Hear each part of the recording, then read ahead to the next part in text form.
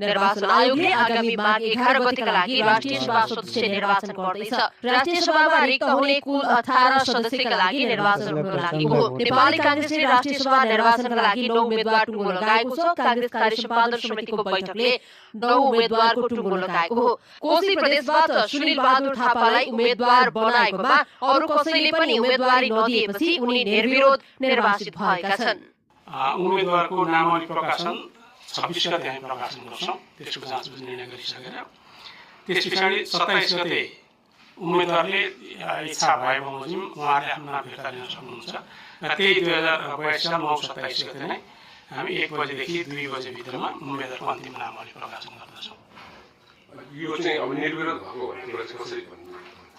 निर्विरोध भन्नाले घोषणा भएको त होइन, तर एकजनाको मात्रै एउटा अन्य समूहमा एकजनाको मात्रै उम्मेदवारी दर्ता भएको हुँदाखेरि अब यसमा छानबिन गरेर अन्तिम नामावली